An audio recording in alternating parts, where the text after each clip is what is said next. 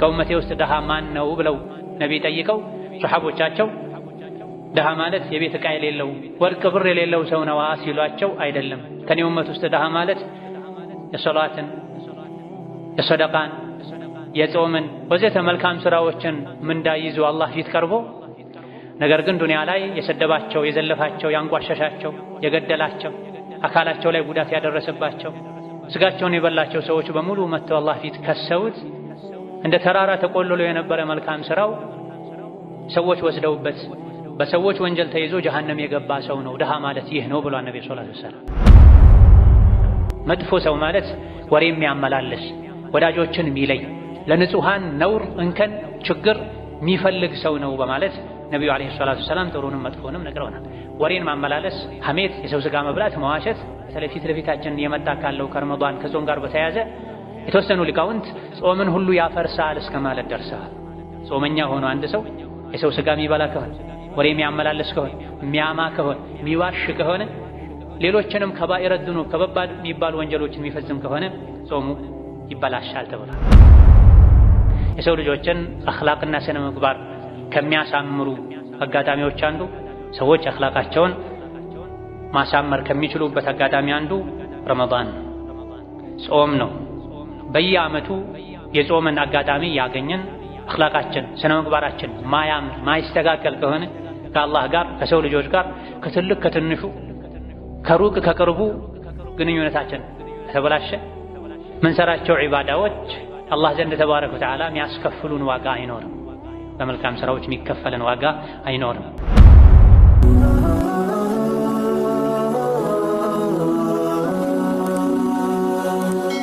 ሰብስክራይብ በማድረግ ቤተሰብ ይሁኑ። የአላህ ባሮች ሆይ አላህ ያዛችሁን በመታዘዝ የከለከላችሁን በመከልከል ሁሌም በሁሉም ጉዳይ ላይ በሁሉም ቦታ ላይ ጌታ አላህን የሚገባውን ፍራቻ ፍሩት። ለአኼራችሁ ስንቅ ያዙ። ከስንቆች ሁሉ በላጭ ስንቅ አላህን መፍራት ነው። ከፊት ለፊታችን ደግሞ ይበልጥ ሁሉም አላህን ተባረከ ወተዓላ በተግባር የሚፈራበት ወር የመጣ ነው። ረመዳን የበረከት የኸይራት ወር አላህ ተባረከ ወተዓላ በሰላም ደርሰው በሰላም ከሚጾሙ ብዙ ኸይር ስራ ሰርተው ከሚሸኙት ባሮቹ ያደርገን። አላህ ተባረከ ወተዓላ ለሰው ልጆች ከሰጣቸው መልካም አጋጣሚዎች አንዱ የአኼራ የገበያ እድሎች አንዱ የረመዳን ወር ነው። ረመዳን እንዲሁ ከምግብና ከመጠጥ ብቻ ታቅበን የምናሳልፈው ወር ሳይሆን ራሳችንን የምንገመገምበት፣ ነፍሳችንን የምንፈትሽበት፣ ኢማናችንን የምናድስበት ወር ነው። ከትልልቅ የጾም ዓላማዎች አንዱ ውስጥን ማስተካከል ነው። ከአላህ ጋር ከሰው ልጆች ጋር የነበረንን ግንኙነት መፈተሽ ነው። መስተካከል ያለበትን ለማስተካከል ከዱንያ ከመውጣታችን በፊት በቆሻሻ በወንጀል ታጭቀን የሰው ልጆችንም የአላህንም ሐቅ አጉድለን ተበላሽተን አበላሽተን በድንገት አጀላችን ደርሶ ከመሄዳችን በፊት ሁሌም ራሳችንን ልንፈትሽ ይገባናል።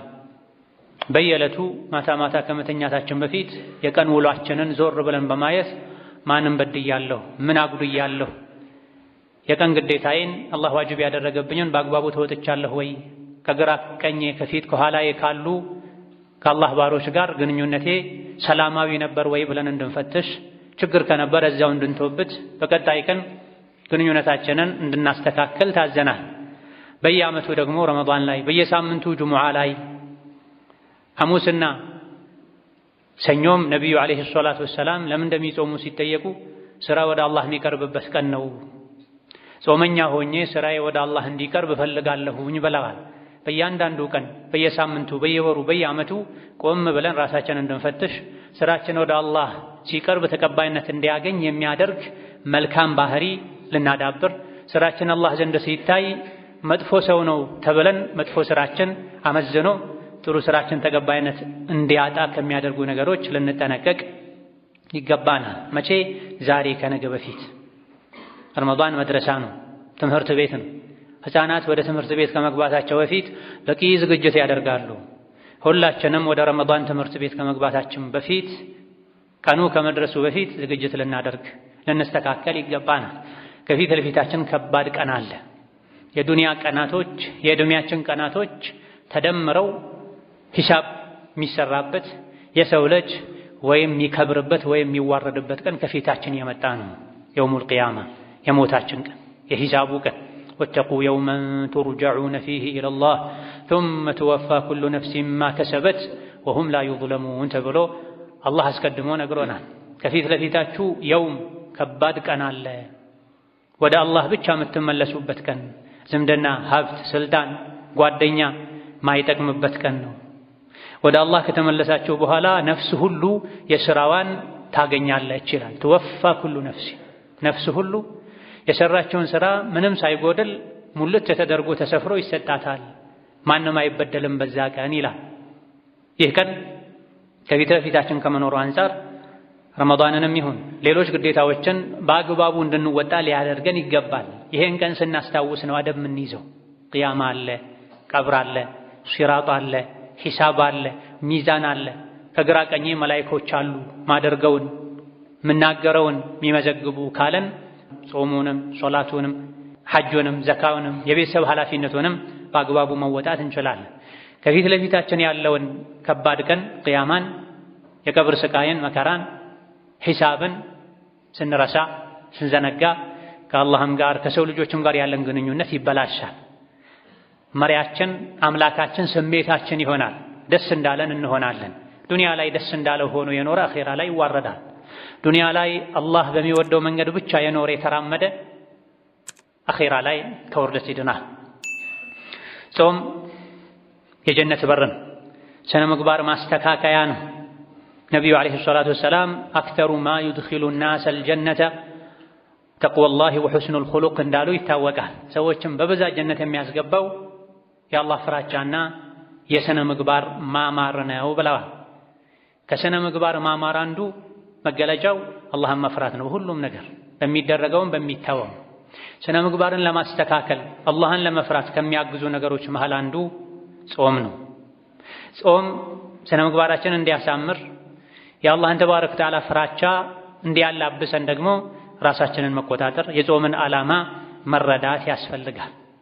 ጾም ጾሞ ሰዋዩ ያልተስተካከለ ከረመዳን መድረሳ ምንም ያልተማረ ከጾም የሚያተርፈው መራብና መጠማትን ብቻ ነው የሚሆነው። የተስተካከለ ጾም ጀነት የሚያስገባ ከጀሃነም የሚያድን የጀነት ደረጃዎች ላይ ከፍ እንዲሉ የሚያበቃ አኼራ ላይ ሰዎች ጀነት ሲገቡ የጾመኞች በር እንዳለ ተነግሯል። ጾምን የሚያበዙ ትክክለኛ አላህ የሚፈልገውን አይነት ጾም የሚጾሙ የአላህ ባሮች የሚገቡበት በር አለ። በዛ በርም ጭምር የመግባትን ማዕረግ ለማግኘት የሚያበቃው ጾም ስነ ምግባር አምሮ የሚጾም ጾም ነው። እንደታሰረ እንስሳ ለጊዜው ከፈጅር እስከ መግሪብ ከምግብ ታቀበን ቀኑን ሙሉ አላህ በከለከላቸው ነገሮች ምናፈጥር ከሆነ አልጾምንም፣ የጾም ዓላማ አልገባንም ማለት ነው። እያንዳንዱ ዒባዳ ላይ የሰዎች ደረጃ ይበላለጣል። ከሰጋጆች፣ ከጿሚዎች፣ ከሐጅ አድራጊዎች፣ ከጂሃድ አድራጊዎች አጅሩ የሚበልጠው ከፍተኛውን ምንዳ የሚያገኘው ማን ነው ከተባለ የተለያዩ የሚበላለጡባቸው ምክንያቶች አሉ። አንዱ የሥነ ምግባር ጉዳይ ነው። የጾሙ የሰገዱ ሐጅ ያደረጉ ያበሉ ሰደቃ እየሰጡ ስነ ምግባራቸው የሚበላሽ ሰዎች አሉ። የስነ ምግባራቸው መበላሸት ልፋታቸውን ዋጋ እንዳይኖረው ያደርገዋል። አላህ ያዘዛቸው መልካም ሥራ ከመስራት ጋር አብረው ስነ ምግባራቸውን ያሳመሩ ከሚጾሙት ጾም፣ ከሚሰግዱት ሶላት፣ ከሚያደርጉት ሐጅና ዑምራ የሚያገኙት ምንዳ ላቅ ያለ ይሆናል። ጾመውም ሰግደውም ስነ ምግባራቸው ተበላሽተው ጀሃነም የሚገቡ ሰዎች እንዳሉ ነቢዩ ዓለይሂ ሰላቱ ወሰላም ተናግረዋል። የመጨረሻ ድሃ ማለት እነዚህ ናቸው ብለዋል። ከኡመቴ ውስጥ ድሃ ማን ነው ብለው ነቢ ጠይቀው ሱሐቦቻቸው ድሃ ማለት የቤት ዕቃ የሌለው ወርቅ ብር የሌለው ሰው ነዋ ሲሏቸው አይደለም፣ ከኔ ኡመት ውስጥ ድሃ ማለት የሶላትን፣ የሰደቃን፣ የጾምን ወዘተ መልካም ሥራዎችን ምንዳ ይዞ አላህ ፊት ቀርቦ ነገር ግን ዱንያ ላይ የሰደባቸው፣ የዘለፋቸው፣ ያንቋሸሻቸው፣ የገደላቸው፣ አካላቸው ላይ ጉዳት ያደረሰባቸው፣ ስጋቸውን የበላቸው ሰዎች በሙሉ መጥተው አላህ ፊት ከሰውት እንደ ተራራ ተቆልሎ የነበረ መልካም ሥራው ሰዎች ወስደውበት በሰዎች ወንጀል ተይዞ ጀሃነም የገባ ሰው ነው ድሃ ማለት ይህ ነው ብሏል ነብዩ ሰለላሁ ዐለይሂ ወሰለም። ጾሙም ሶላቱም ዘካውም ሐጁም ከአላህ ጋር ከሰው ልጆች ጋር ስነ ምግባር ካላማረ ዋጋ አይኖረውም። ጀሃነም ላይ ሐራም የሆነ ጀሃነም ማትነካው ጀሃነምን የማያይ ማን እንደሆነ ልንገራችሁ እንዴ ብለው ነብዩ አለይሂ ሰላቱ ወሰላም አንዴ ሱሐቦቻቸውን ጠይቀው ነበር። አዎን አሏቸው። ሱሐቦች የሚፈልጉትም ይሄን ነው፣ ከጀሃነም ነፃ መውጣት፣ ጀነት መግባት። ይሄን የነብዩ ሰለላሁ ዐለይሂ ወሰለም የሰጡት ምላሽ ከስነ ምግባር ጋር የሚያያዝ ነው። ሐሩመ ዐለ ናሪ ኩሉ ሀይኒን ለይኒን ሰህሊን ቀሪቢን ሚነ ናሲ ብለዋል። ከሰዎች ጋር ባለው ግንኙነት ገራገር የሆነ ለዘብተኛ የሆነ ለስላሳ የሆነ ለሰዎች ቅርብ የሆነ ከሰዎች ጋር የሚግባቡት እንደዚህ አይነት ሰው ጀሃነም ላይ ሐራም ነዋል። አላህ እንዲህ አይነቱን ሰው ጀሃነም ላይ ሐራም አድርጎባታል፣ አትነካውም፣ አትደርስበትም ብለዋል። ይህ የሥነ ምግባር ጉዳይ ነው። ከሰው ጋር ባለን ግንኙነት ገራገር መሆን፣ ለዘብተኛ መሆን፣ ከሰዎች ቅርብ መሆን ከጀሃነም እንዲድኑ ያደርጋል። ይህ ይበልጥ ረመዳን ላይ መታየት አለበት። መደጋገፍ፣ መረዳዳት፣ አብሮ ማፍጠር፣ ለተቸገሩ ሰዎች ለራሳችን የረመዳን ቀለብ እንደምናስገባው እንደ አቅማችን በተለይ ዘመድ የሆኑ ጎረቤት የሆኑ ረዳት የሌላቸው ማስታወስ፣ ለሰው ቅርብ መሆን፣ ለሰዎች ገር መሆን፣ መልካም መሆን። በተቃራኒው ደግሞ ልበደንዳና መሆን፣ ጨካኝ መሆን፣ ንፉግ መሆን፣ ከሰዎች ጋር አለመግባባት፣ ለብቻ መብላት፣ ለሰዎች ሰላምታን መከልከል፣ ፊትን ማጨፍገግ የመልካም ስነ ምግባር ተቃራኒ ነው። ችኩል መሆን፣ ጠርጣራ መሆን፣ ሰዎችን ሁሌ በመጥፎ መጠርጠር ራስን መበደል ነው። ለፍተው የሰበሰቡትን መልካም ሥራ ዋጋ ማሳጣት ነው። ጾመኛ በስነ ምግባሩ ማማር ልክ ነው ከጾሙ የሚጠቀመው የጾሙ ምንዳ የሚበላለጠው። ውሸትን፣ በውሸት መመስከርን፣ ያላዋቂ ተግባርና ስነ ምግባርን ያልተወ ከዚህ ያራቀ ሰው የእሱ ጾም ለአላህ ምኑም አይደለም እንዳሉ ነቢዩ ዓለይሂ ሰላቱ ወሰላም ተናግረዋል። ስንትና ስንት ጾመኛ አለ ከጾሙ መራብና መጠማትን እንጂ የማያተርፍም ብለዋል። ምንድን ነው በዚህ ልክ ጾምን ዋጋ ቢስ የሚያደርገው? የሥነ ምግባር መበላሸት ነው። ከአላህም ጋር ከሰው ልጆችም ጋር አላህን አለመፍራት ነው። ሸሪዓን አለማክበር ነው። የተከበረውን የጾም ዒባዳ ዓላማውን አለመረዳት ነው። አንዳችሁ ሲጾም እጁም ይጹም፣ አይኑም ይጹም፣ እግሩም ይጹም፣ የጾመበትና ያልጾመበት ቀን እኩል እንዳይሆን ተብሏል። ብዙ ሰዎች የጾሙበትና ያልጾሙበት ቀን ልዩነቱ የሚታወቀው በምግብ ፕሮግራም ለውጥ ማድረግ ብቻ ነው። ያ ሳይሆን ጾም ሙሉ በሙሉ እያንዳንዷን ሰከንድ፣ ሰዓት፣ ደቂቃ በዒባዳ የምናሳልፍበት የዒባዳ አጋጣሚ ነው። መልካም አጋጣሚ ነው። ከመብላት ከመጠጣት ታቅቦ መዋል ብቻ ሳይሆን ጎን ለጎን ዚክር ማለት፣ ቁርአን መቅራት፣ አይንን ከሐራም መጠበቅ። የጾም ኃላፊነትን ተሸክሜያለሁኝ እኔ የእስልምና አንዱ መሰረት ነው። እንዲሁ ለስሙ ብቻ ሳይሆን መጾም ያለብኝ ቀጥለጥ ብዬ በታዘዝኩት መሰረት ልጾም ይገባኛል። ጾሜ እውነት አላህ የሚፈልገው አይነት ጾም ነው ወይ የጾምኩ ያለሁት ወይስ የዓዳ የልማድ ጾም ነው የጾምኩ ያለሁት? ራሳችንን ልንጠይቅ ይገባናል። ጾምና ስነ ምግባር ጥብቅ ቁርኝት አላቸው፣ ግንኙነት አላቸው። አንዳቸው ጾመኛ ሆኖ ሰው ቢሰድበው ነገር ፈልጎ ቢደርስበት አሊያ ደግሞ ለድብድብ ለነገር ቢፈልገው እኔ ጾመኛ ነኝ ይበል ብለዋል ነብዩ ሰለላሁ ዐለይሂ ወሰለም። ጾመኛ አይሳደብም ማለት ነው። ጾመኛ አይደባደብም ማለት ነው። ጾመኛ ትርፍ ቃል አይናገርም ማለት ነው። ሁሌም መልካም ስነ ምግባር ያስፈልጋል። ይበልጥ ረመዳን ላይ ድካማችን ከንቱ እንዳይሆን ስነ ምግባራችን ይበልጥ ልናሳምር ይገባናል። ስነ ምግባር ከኢማን ጋር የተያያዘ ጉዳይ ነው። ነቢዩ ዓለይሂ ሰላቱ ወሰላም የተላኩትም ስነ ምግባርን ለማስተማር ነው። ኢነማ ቡዒስቱ ሊኡተሚመ መካሪመል አኽላቅ እንዳሉት እኔ የተላኩት እኮ መልካም ስነ ምግባርን ለማሟላት ነው፣ ለማዳረስ ነው ብለዋል። ጾም ከአላህ ጋር ያለ መልካም ስነ ምግባር ነው። አላህን የሚፈራ ሰው ነው፣ አላህ ያየኛል የሚል ሰው ነው ተደብቆ መብላትን ትቶ የሚጾመው።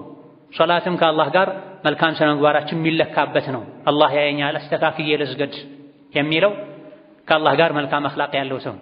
አላህ ያየኛል ብሎ ረጋ ብሎ አሳምሮ የሚሰግደው አንድ ሰው ከአላህ ጋር አኽላቁ ካማረ ነው። ከአላህ ጋር አኽላቁ የተበላሸ ሰው ለጋራዎች ሰማይ ምድር የከበደውን የሶላት አማና አደራ በአንድ ደቂቃ የተበተነ እህልን እንደሚያነሳ ዶሮ ነካ ነካ ነካ አድርጎ ዞር ሊል ይችላል። ሰው ሲኖር ግን ለሰው ብሎ አሳምሮ ሊሰግድ ይችላል። ስለዚህ ዲን አልእስላም እንዳጠቃላይ የአኽላቅ የአደብ የሥነ ሥርዓት ዲን ነው። ነቢዩ ዓለይሂ ሰላቱ ወሰላም አክመሉ ናሲ ኢማና ከሰዎች ሁሉ ይበልጥ ኢማኑ ሙሉ የሆነ ሰው ማለት አኽላቁ ይበልጥ የሚያምር ሰው ነው፣ ለሰው ዝቅ የሚል ሰው ነው፣ ከሰው ጋር ተግባብቶ የሚኖር ሰው ነው ብለዋል። በሌላም ሐዲታቸው ከእናንተ ውስጥ ይበልጥ እኔ የምወደው እኔ ዘንድ ተወዳጅ የሚባለው የቅያም ቀንም ከእኔ ይበልጥ ጎረቤት የሚሆነው ቅርብ የሚሆነው አኽላቁ ስነ ምግባሩ ያማረ ሰው ነው። ከእናንተ ውስጥ እኔ ዘንድ በጣም የተጠላ ሰው የቅያም ቀንም ደረጃው ጀነት ላይ አኺራ ላይ ከእኔ ሩቅ የሚሆነው አኽላቁ የተበላሸ ሰው ነው ብለዋል። ስለዚህ ከጾሙ ጋር ከሶላቱ ጋር ከሐጁ ጋር ከጂሃዱ ጋር አብሮ ስነ ምግባራችን ካላማረ ኢስላም ሁለመናችንን ካልቀየረን ካልቀረጸን የምንሰራቸው ዒባዳዎች ዋጋቸው ዝቅተኛ ይሆናል። ለሌሎች አሳልፈን እንሰጣቸዋለን በስነ ምግባራችን መበላሸት ምክንያት። የጾሙ የሰደቃው የጂሃዱ የመልካም ስራው አጅር ለበደልናቸው ሰዎች ይሆናል። በደል አንዱ የስነ ምግባር መበላሸት መገለጫ ነው። ከእናንተ ውስጥ ጥሩ ሰው ማለት አኽላቁ ያማረ ሰው ነው፣ ሲታይ አኺራን የሚያስታውስ ሰው ነው። ከእናንተ ውስጥ መጥፎ ሰው ማለት ወሬን የሚያመላልሱ በሰላም የሚኖሩ ወዳጆችን የሚለያዩ ለንጹሃን ነውር ጉድለት እንከን የሚፈልጉ ሰዎች ናቸው ብለዋል ነቢዩ ዓለይሂ ሰላቱ ወሰላም። ይሄ ምንጊዜም የተጠላ ባህሪ ነው። ጾም ላይ ደግሞ ይበልጥ ይጠላል። ጾመኛ ለሶላት ሊመላለስ፣ በሽተኛን ለመጠየቅ ሊመላለስ፣ የተጣላን ለማስታረቅ ሊመላለስ እንጂ የሚገባው በአንድ በኩል ተጾሞ ኸይር ተሰርቶ ከሐላሉ ምግብ መጠጥ ታቅቦ በሌላ በኩል ደግሞ አላህ ተባረከ ወተዓላ የከለከለውን ነገር መዳፈር ፈጽሞ አይገባም። በሁሉም ነገር አርአያችን ነቢ ሙሐመድ ዓለይሂ ሰላቱ ወሰላም ናቸው። ካነ አሕሰነ ናሲ ኹሉቃ ከሰዎች ሁሉ ይበልጥ ስነ ምግባራቸው የሚያምር ሰው ነበሩ። ከትንሽ ከትልቁ ጋር ከወዳጅ ከጠላቱ ጋር በምን መልኩ ይኗኗሩ እንደነበረ ሲራቸው ላይ ሸማይላቸው ላይ ተገልጿል። በስነ ምግባርም ጉዳይ እሳቸውን አርአያ ልናደርግ ይገባናል። ስንሰግድ እንደሳቸው እንደምንሰግደው ሁሉ ሐጅ ዑምራ ስናደርግ እንደሳቸው እንደምናደርገው ሁሉ ህይወታችን ላይ ከሰው ጋር ስንኗኗርም እሳቸውን ልንመስል ይገባናል። እሳቸውን ልንከተል ይገባናል። እሳቸውን መከተሉ በልብስና በስም ብቻ በውጫዊ መገለጫዎች ብቻ መሆን የለበትም። እንዴት ነበር ነብዩ አለይሂ ሰላቱ ወሰላም ይኖሩት? ትልቅ ጥያቄ ነው። አርአያችን እሳቸው ከተደረጉ እሳቸውን የምንመስለው በተወሰነ መልኩ ብቻ መሆን የለበትም። መስጂድ ላይ ብቻ መሆን የለበትም። ልብስ ላይ ብቻ መሆን የለበትም። ከሚስቶቻቸው ጋር እንዴት ኖሩ አለይሂ ሰላቱ ወሰላም? ከጎረቤት ጋር እንዴት ነበር የሚኗኗሩት? መካም መዲናም ሙስሊም ካልሆኑ ሰዎች ጋር አብረው ኖረዋል። እንዴት ነበረ ሙስሊም ካልሆነ ሰው ጋር የሚኗኗሩት? ከሙስሊም ወንድሞቻቸው እህቶቻቸውስ ጋር እንዴት ነበር የሚኗኗሩት? ከሚያስቸግሩ ሰዎች ጋርስ እንዴት ነበር የሚኗኗሩት? በንግድ ዙሪያም የሰጧቸው መመሪያዎች አሉ። ምን ነበር መመሪያቸው? ምን ይመስላል ብለን በሄድንበት ሁሉ በእያንዳንዱ እርምጃ በእያንዳንዱ እንቅስቃሴ እሳቸውን ለመምሰል ጥረት ልናደርግ ይገባናል። በተለይ የዒባዳ ነክ ነገሮች ላይ በግልጽ መመሪያም ሰጥተዋል። ስትሰግዱ እንደኔ ስገዱ ብለዋል። ሐጅ ዑምራ አደራረጋችሁን ከኔ ውሰዱ ብለዋል። ጾሙም ላይ ይሄው ነው የሚባለው። የጾም ውሏቸው አዳራቸው በዝርዝር ተነግሯል። ከስሑር ጀምሮ እስከ ኢፍጣር የነበራቸው ሁኔታ፣ ከኢፍጣር ጀምሮ እስከ ቀጣዩ ስሑር ድረስ የነበራቸው ምን ይበሉ እንደነበረ እንዴት ይበሉ እንደነበረ ተነግሯልና ያን ሁሉ ተከትለን ልንኖር ይገባል። በተለይ ከሰው ጋር ግንኙነት የሚያበዛ ሰው በስራም ይሁን በተለያዩ ኃላፊነቶች ምክንያት ከሰው ጋር የሚገናኝ ሰው ይበልጥ እሳቸውን ለመምሰል ጥረት ሊያደርግ ሰብር ሊያደርግ ይገባል። ስነ ምግባሩን ሊያሳምር ይገባል። ባለንበት ጊዜ ከሰው ጋር በመልካም ስነ ምግባር መኗኗር ከድሮው ጂሃድ የበለጠ ከባድ ሆኗል። የተለያየ አይነት መጥፎ ስነ ምግባር ያላቸው ሰዎች አሉ።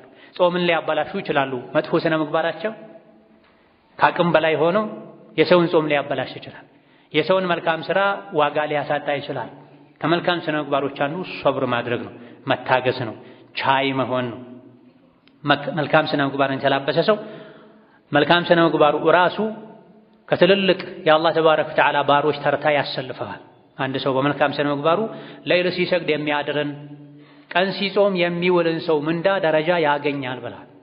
መልካም ስነ ምግባር የሚደረገውን ማድረግ የሚተውን መተው፣ አኽላቅን ማሳመር፣ ሁሌ ሌሊት ሲሰግድ እንደሚያድር ሰው ሱና ሶላት፣ ሁሌ ቀን ሲጾም እንደሚኖር ሰው ሱና ጾም ያደርጋል አላህ ዘንድ። በተቃራኒው ደግሞ መልካም ስራ ቢሰራም ስነ ምግባር ከተበላሸ የሰሩትን መልካም ስራ የስነ ምግባር መበላሸት ያበላሸዋል።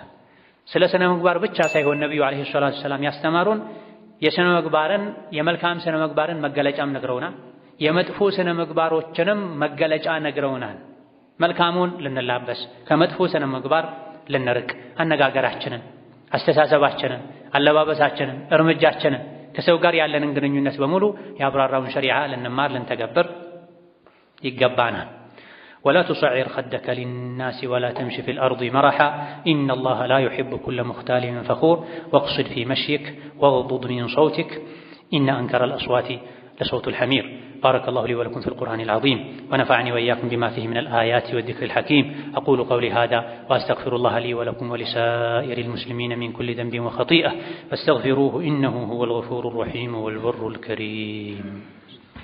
الحمد لله على إحسانه والشكر له على توفيقه وامتنانه وأشهد أن لا إله إلا الله وحده لا شريك له تعظيما لشانه وأشهد أن محمدا عبده ورسوله الداعي إلى رضوانه صلى الله عليه وعلى آله وأصحابه وإخوانه وسلم تسليما كثيرا. أما بعد سنة مقبار أدب سنة سرآت يديناتشن عند أكالنا إنيا بفلقنا ملكو من نادرقو منهم نقر إلم إسلام لي من نادرقو منتهم شريعة وباززو بفكدو ባስቀመጠው ህግ መሰረት ነው። የሰው ልጆችን አኽላቅና ስነ ምግባር ከሚያሳምሩ አጋጣሚዎች አንዱ ሰዎች አኽላቃቸውን ማሳመር ከሚችሉበት አጋጣሚ አንዱ ረመዳን ነው፣ ጾም ነው። በየዓመቱ የጾምን አጋጣሚ ያገኘን አኽላቃችን ስነ ምግባራችን ማያምር ማይስተካከል ከሆነ ከአላህ ጋር ከሰው ልጆች ጋር ከትልቅ ከትንሹ ከሩቅ ከቅርቡ ግንኙነታችን ከተበላሸ ምንሰራቸው ዒባዳዎች አላህ ዘንድ ተባረከ ወተዓላ የሚያስከፍሉን ዋጋ አይኖርም። በመልካም ስራዎች የሚከፈለን ዋጋ አይኖርም። ስነ ምግባራችን አብሶ ያስወግደዋል። ከሰዎች ጋር አኽላቃችሁ ያማረ ይሁን ብለው ነቢዩ ዓለይሂ ሰላቱ ወሰላም መክረዋል። በስነ ምግባር ዙሪያ ትምህርት የሚያስፈልገው ለተወሰኑ አይነት ሰዎች አይደለም፣ ለሁሉም ሰው ያስፈልጋል። ነቢዩ ዓለይሂ ሰላቱ ወሰላም ሙዓዝ ብኑ ጀበልን በሐላልና ሐራም እውቀት እሱን የሚያክል የለም ብለው የመሰከሩለትን ታላቅ ሱሐባ በአስተማሪነት ወደ የመን ክፍለ ሀገር ውጭ ሀገር ሲልኩ ምን ብለዋል? የመጨረሻ የመሰናበቻ ንግግራቸው መጓጓዣው ላይ የወጣ ርካቡን ይዘውለት ሲሰናበቱት ሙዓዝ ሆይ ስነ ምግባርህ ከሰዎች ጋር ያማረ ይሁን ብለው ነው የሸኟቸው። ካሁን በኋላ ላንገናኝ እንችላለንም ብለዋቸዋል። በጊዜው ብቻ የመን ላይ ለሚያገኟቸው ሰዎች ብቻ ሳይሆን ለሁሌም ነው ማለት ነው። ሙዓዝ ሆይ ካሁን በኋላ ላንገናኝ እንችላለን ብለዋል። የመሰናበቻ ምክር ነው። አስተማሪ ሆነው ብቁ ሆነው በሐላልና ሐራም እውቀት አቻ የለውም ተብሎ ተመስክሮላቸውም በአኽላቅ ጉዳይ ማስታወሻ ትምህርት አስፈልጓቸዋል። ለሙዓዝ ከሰዎች ጋር ግንኙነትህ ያማረ ይሁን ብላ ለሷሐቦች ይሄ ከተባለ እኛ እንዴት አያስፈልገንም? ባለንበት ዘመን ትልቅ የሥነ ምግባር ችግር ይታያል። በየቦታው መስሪያ ቤት ላይ፣ ንግድ ቦታ ላይ፣ መንገድ ላይ መኪና አቁመው ወርደው የሚደባደቡ ሰዎች አሉ። እኔን ቅድሚያ አልሰጠኸኝም ብለው መስጂድ ላይ ሶፍ ላይ የሚጣሉ የሚንጫጩ ሰዎች አሉ። የሚኮራረፉ ሰዎች አሉ። ጎረቤት ለጎረቤት በሱቅ በጥቅም ተጣልተው ተዘጋግተው የሚኖሩ ሰዎች አሉ። የሚዛዛቱ ሰዎች አሉ። ርዝቁ ከአላህ ከመሆኑ ጋር የኔን ደንበኛ ወሰድክ፣ የኔን ገበያ ዘጋህ፣ የኔን አይነት ስራ ጀመርክ እያሉ ከወንድም ከእህታቸው ጋር በጠብ የሚኖሩ ሰዎች አሉ። አባታቸው እናታቸው ጋር ተቆራርጠው የሚኖሩ ሰዎች አሉ። አትፈልገኝ አልፈልግህ የሚሉ ሰዎች አሉ። በትንንሽ ነገሮች ኢስላም፣ ዲን፣ አኽላቅ ከምንም በላይ ትኩረት ሊሰጠው የሚገባ ጉዳይ ነው። በዘመናችን አኽላቅ የተውሂድም አካል ነው። አኽላቅ የዒባዳም አካል ነው። ለዚህ ነው ነቢዩ ዓለይሂ ሰላቱ ወሰላም እኔ የተላኩት አኽላቅን ለማሟላት ለማዳረስ ነው ያሉት። አዲኑ ኩሉሁ አደብ ተብሏል። ዲን ሁሉም አደብና ስነ ስርዓት ነው። ከአላህ ጋር አደብ፣ ከነቢ ጋር አደብ ዓለይሂ ሰላቱ ወሰላም፣ ከሰሐቦች ጋር አደብ፣ ከታላላቅ ጋር አደብ፣ ከዑለሞች ጋር አደብ፣ ከባለስልጣናት ጋር አደብ፣ ከጎረቤት ጋር አደብ ያስፈልጋል። ይሄ ነው አኽላቅን ይባል። በስነ ምግባር የበለጠህ ሰው በዲን በልጦሃል። በስነ ምግባር ከወረድክ በዲንም ወርደሃል ተብሏል። ጎረቤት ከጎረቤቱ ጋር በሰላም መኗኗር ማይችልበት ዘመን ላይ ደርሰናል፣ ጥቂቶች ካልሆኑ በስተቀር። አባወራ ለቤተሰቦቹ የሰላም የደስታ የመረጋጋት ምንጭ መሆን ሲገባው የስጋት ምንጭ የሆነበት አጋጣሚ አለ። ይሄ ሁሉ የሆነው በምክንያት ነው፣ በስነ ምግባር መበላሸት ምክንያት ነው። ለዚህ ነው اللهم اهدني لأحسن الأخلاق لا يهدي لأحسنها إلا أنت ይባላል። ጌታዬ ሆይ ለመልካም ስነ ምግባር ምራኝ አብቃኝ፣ መጥፎውን ስነ ምግባር ዞር አድርግልኝ። ለመልካም ስነ ምግባር አያበቃም አንተ እንጂ፣ መጥፎ ስነ ምግባርን ከሰዎች አያስወግድም አንተ እንጂ ተብሏል። ስለዚህ ግንኙነታችንን ልናሳምር፣ ለኸይር ሰበብ ልንሆን፣ ከሰዎች ጋር ባለን ግንኙነት ታጋሾች ልንሆን፣ መልካሞች ልንሆን፣ ተናናሾች ልንሆን ይገባናል። ከሰዎች ሁሉ ምርጥ ማለት ስነ ምግባሩ ያማረ ሰው ነው ብለው ነብዩ ሰለላሁ ዐለይሂ ወሰለም የስነ ምግባርን ማማር ራሳቸው ፈስረውታል። እንዲሁ ለጊዜው ሲገናኙ ጥርስ ፈገግ አድርጎ ከፈት አድርጎ ማሳየት ብቻ አይደለም። ይሄን ማንም ይችላል። ስነ ምግባር ማማር ማለት መቻል ነው፣ መታገስ ነው። ከሰዎች ጋር ባለ ግንኙነት መልካም መሆን ነው። በሁሉም ጉዳይ ላይ መስጂድ አወል ሶፍ ላይ የሚታዩ ውጪ ወጥተው በትንሽ ብር የሚጣሉ የሚፈነካከቱ እስር ቤት ድረስ የሚሄዱ ሰዎች አሉ። ወንድማቸው ዝምድናን የሚቆርጡ ሰዎች አሉ። ስለዚህ መልካም ስነ ምግባር ማለት ብዙ ሰዎች እንደሚገምቱት ፈገግታ ብቻ አይደለም። ለሚከለክሉ ሰዎች መስጠት፣ ዝምድናን ለቆረጡ ሰዎች ዝምድናቸውን መቀጠል፣ መጉዳት የሚፈልጉ ሰዎችን መጥቀም። ለመልካም ስነ ምግባር የሚያበቁ ነገሮችን ስሩ ተብለን ታዘናል። ከመጥፎ ስነ ምግባር እንድንርቅ ነብዩ አለይሂ ሰላቱ ወሰላም አስጠንቅቀውናል። ሰዎችን እንድናገናኝ፣ እንድናዋድ፣ እንድናቀራርብ፣ ሰዎችን እንዳናቆራርጥ መክረውናል። መጥፎ ሰው ማለት ወሬ የሚያመላልስ፣ ወዳጆችን የሚለይ፣ ለንጹሃን ነውር፣ እንከን፣ ችግር የሚፈልግ ሰው ነው በማለት ነብዩ አለይሂ ሰላቱ ወሰላም ጥሩንም መጥፎንም ነግረውናል። ወሬን ማመላለስ፣ ሐሜት፣ የሰው ስጋ መብላት፣ መዋሸት በተለይ ፊት ለፊታችን የመጣ ካለው ከረመዳን ከጾም ጋር በተያያዘ የተወሰኑ ሊቃውንት ጾምን ሁሉ ያፈርሳል እስከ ማለት ደርሰዋል። ጾመኛ ሆኖ አንድ ሰው የሰው ስጋ የሚበላ ከሆነ፣ ወሬ የሚያመላልስ ከሆነ፣ የሚያማ ከሆነ፣ የሚዋሽ ከሆነ፣ ሌሎችንም ከባኢረ ዙኑብ ከበባድ የሚባሉ ወንጀሎችን የሚፈጽም ከሆነ ጾሙ ይበላሻል ተብሏል። ያ እንዳይሆን ምንጊዜም ከአላህ ጋር ከሰው ልጆች ጋር ያለን ግንኙነት ያማረ እንዲሆን ጥረት ልናደርግ፣ አላህ ተባረከ ወተዓላ እንዲያግዘን ዱዓ ልናደርግ፣ ከጾም ያገኘነውን ልምድ ሁሌም እኛ ዘንድ እንዲቆይ ጥረት ልናደርግ ይገባናል። ثم صلوا وسلموا على البشير النذير والسراج المنير فقد أمركم بذلك ربكم قائلا إن الله وملائكته يصلون على النبي يا أيها الذين آمنوا صلوا عليه وسلموا تسليما اللهم صل وسلم وبارك على عبدك ورسولك نبينا محمد وعلى آله وأصحابه وأتباعه وسلم تسليما كثيرا اللهم أعز الإسلام والمسلمين وأذل الشرك والمشركين ودمر أعداءك أعداء الدين اللهم اجعل هذا البلد آمنا مطمئنا سخاء رخاء وسائر بلاد المسلمين اللهم آمنا في دورنا وأوطاننا ولا تسلط علينا بذنوبنا من لا يخافك فينا ولا يرحمنا اللهم إنا نسألك فعل الخيرات وترك المنكرات وحب المساكين وأن تغفر لنا وترحمنا وإذا أردت بعبادك فتنة أن تقبضنا إليك غير مفتونين اللهم اجعلنا هداة مهتدين اللهم اجعلنا هداة مهتدين غير ضالين ولا مضلين اللهم إنا نسألك الهدى والتقى والعفاف والغنى اللهم إنا نسألك الهدى والتقى والعفاف والغنى اللهم إنا نسألك الهدى والتقى والعفاف والغنى اللهم فرج هم المهمومين ونفس كرب المكروبين وقض الدين عن المدينين واشف مرضنا ومرضانا ومرضى المسلمين وارحم موتانا وموتى المسلمين برحمتك يا أرحم الراحمين اللهم بلغنا رمضان اللهم بلغنا رمضان ونحن بأمن وإيمان وسلام ووفقنا فيه لحسن الطاعة برحمتك يا أرحم الراحمين اللهم أعنا على ذكرك وشكرك وحسن عبادتك ربنا آتنا في الدنيا حسنة وفي الآخرة حسنة وقنا عذاب النار آمين والحمد لله رب العالمين.